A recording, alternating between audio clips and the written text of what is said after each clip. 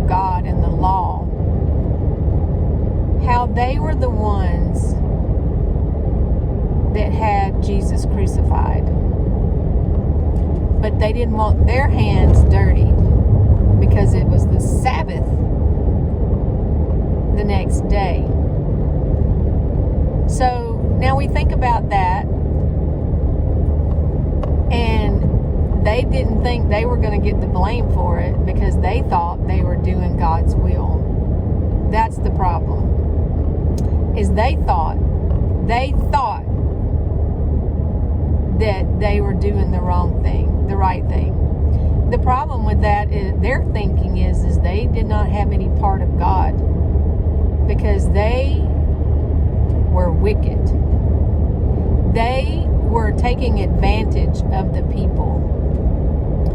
They had the Word of God. They were the priest, and they were the ones to lead the people into truth because God ordained it that way.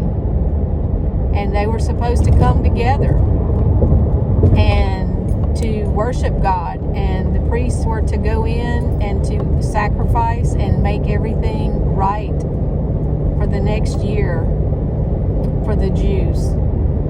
But instead, they were wicked and they were selling sacrifices that weren't even, or they were allowing people, money changers, to be out front selling animals that were not God's standard of righteousness. He required certain things, and they were selling these animals and making a profit. And Jesus came, of course, with his whip, and he cleared it all out. Why? Because it was an abuse of God's people, and it was being done in God's name, and that should never be. So what we see here is an abuse of power, and it's never okay. It's never okay. And with that abuse of power, it caused other people to fall into sin. And because I've always wondered about Jesus saying, Father, forgive them because they don't know what they're doing. He was asking that for those who crucified him, those who mocked him, standing in the crowds.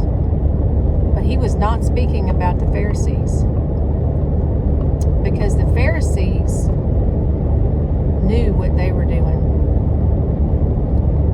They were doing that because they didn't want the people to follow him. They wanted it all for themselves because they were making money and had power over people. And so they were not forgiven.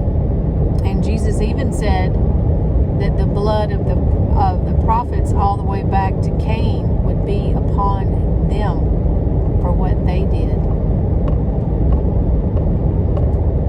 So Jesus has mercy for those who do not know what they're doing. Even Stephen said the same thing. Have mercy upon them, Lord. They don't know what they're doing. Because they were being led by what they thought was the truth. They thought that the Pharisees, the Sadducees, all of them, the religious leaders of that day, had all the answers. They did not have the answers. They were leading them, Jesus said, making converts and making them more fit for hell. They did not have the truth. And Jesus came into the scene to show them who is the way, who is the truth, who is the life. And that is what we have to look towards, not man. Many are not speaking the truth of the gospel anymore. And we have to dig into the Word of God for ourselves.